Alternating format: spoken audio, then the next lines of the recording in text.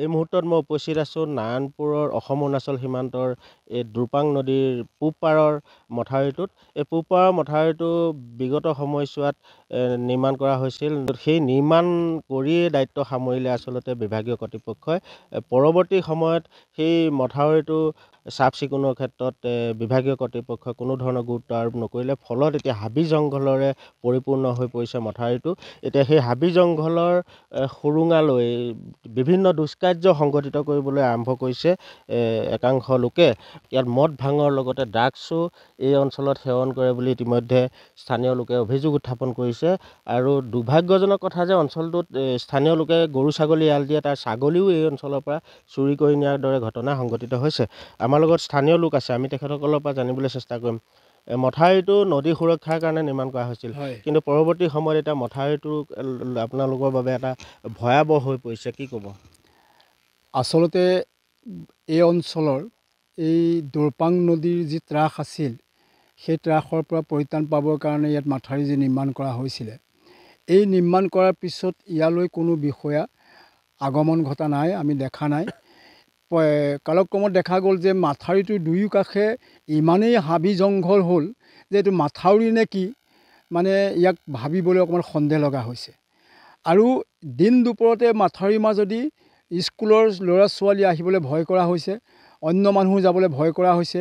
এই কাৰণেই যে জুমে জুমে জাকে জাকে ইয়াতে ডেকা ল'ৰা মানে গাভৰু ছোৱালী আহি ইয়াতে বহি তেওঁলোকে বেয়া বস্তু খাই অশ্লীল কাৰ্য কৰে, মদ ভাং ড্ৰাগছ আদি ব্যৱসায় লগতে তেওঁলোকে ইয়াত খায়। আৰু আচৰিত ধৰণৰ কথা যে এই অঞ্চলৰ দাঁতি কাষৰীয়া মানুহৰ যিবিলাক গৰু ছাগলী আছে, ইয়াৰ পৰা চোৰে আহি উঠাই লৈ যোৱাৰ উদাহৰণ বহুত আছে। সেইকাৰণে আমি বিভাগীয় কৰ্তৃপক্ষক জনাইছোঁ যে তেখেতসকলে এই বিশেষকৈ আমি আমাৰ জিলাৰ লখিমপুৰ জিলাৰ মুৰব্বীগৰাকীক END বিভাগৰ মুৰব্বীগৰাকীক জনাইছোঁ যে তেখেতে অনতিপলমে আহি দুয়োটা মথাউৰি পৰিদৰ্শন কৰক আৰু অতি সোনকালে এই মথাউৰিটোৰ দুই পাৰৰ মথাউৰিৰ যি হাবি জংঘল আছে অতি সোনকালে চফা কৰাৰ ব্যৱস্থা কৰক। নহ'লে এইটো অঞ্চলত কেতিয়াবা অতি ডাঙৰ ঘটনা সংঘটিত হ'বলৈ গৈ আছে। আমি আচলতে ভয় খাইছোঁ দাঁতিকাষৰীয়া মানুহ হিচাপে। আৰু ইয়াত যিবিলাক শ্লোপ আছে তেওঁলোকে এবাৰ চাওক, অন্তত যদি ডাঙৰ পানী আহে এই শ্লোপেদি গৈ মথাউৰি ভাঙি দিয়াৰ ব্যৱস্থা মানে হ'ব। এইটো যে চূড়ান্ত মানে কথা। গতিকে আমি পুনৰ ডিপাৰ্টমেণ্টক আমি অনুৰোধ জনাইছোঁ, তেখেতসকলে এমাহৰ ভিতৰত এই কাৰ্য মানে বিশেষকৈ এই চফা কৰাৰ কামখিনি আৰম্ভ কৰক। নহ'লে ইয়াত ডাঙৰ ঘটনা সংঘটিত হৈ যাবলৈ গৈ আছে আৰু ইয়াৰ বাবে দায়ী হ'ব ডিপাৰ্টমেণ্টৰ ইঞ্জিনিয়াৰ SDO।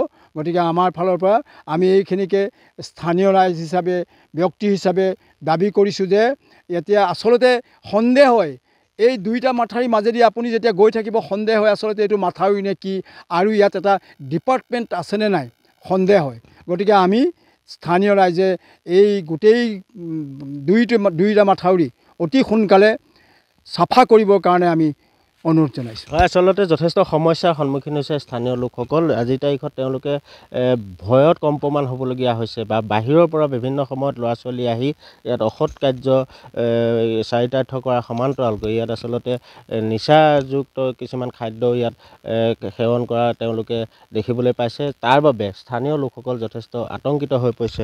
কি ক'ব? আমি বিশেষকৈ ভয় খাইছোঁ স্কুলীয়া কণ কণ ছাত্ৰ ছাত্ৰীসকলৰ বাবে। পুৱা তেওঁলোক এই মথাউৰিদি আহিলে স্কুললৈ চমু হয়, কিন্তু তেওঁলোক এতিয়া মানে ত্ৰাসত এনেকৈ গাঁৱৰ দি ঘূৰি ঘূৰি যাব লগা হৈছে, যিহেতু সময়ে মেকআপ কৰিব নোৱাৰাকৈ।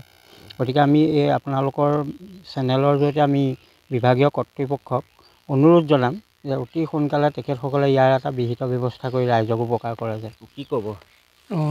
আমাৰ এই মথাউৰিৰ দুই কাষৰ যিখিনি হাবি জংঘল আছে, এই জংঘলবিলাককে কেন্দ্ৰ কৰি কিছুমান দুৰ্বৃত্ত আঁতৰ ল'ৰাই আহি ইয়াত বৰ মানে মদ ভাং খাই তেওঁলোকে যিখিনি অশ্লীল কাৰ্য সৃষ্টি কৰিছে, হয়তো মইতো এদিন একেবাৰে প্ৰত্যক্ষৰূপে মই দেখিছোঁ আৰু মইতো একো ক'ব নোৱাৰোঁ। গতিকে মই ভাবিছোঁ যে কৰ্তৃপক্ষই আহি চাই চিতি আমাৰ এই জংঘলখিনি চফা কৰি দিয়ক। আৰু মই ইতিমধ্যে এই আমাৰ বিহপুৰীয়াৰ যিজন SO তেওঁক মই পাইছিলোঁ, পাওঁতেনে তেওঁক মই কৈছিলোঁ, কওঁতেনে তেওঁ কৈছে যে আমি যাম চাম আৰু আমি কামটো অতি সোনকালে কৰি দিম। কিন্তু আজি 3 মাহেই তেওঁক আমি ইয়াত দেখা নাপালোঁ। সেয়েহে আমি এই চেনেলৰ যোগেৰে আপোনালোকক জনাইছোঁ যে অতি সোনকালে আমাক সুৰক্ষিত কৰে।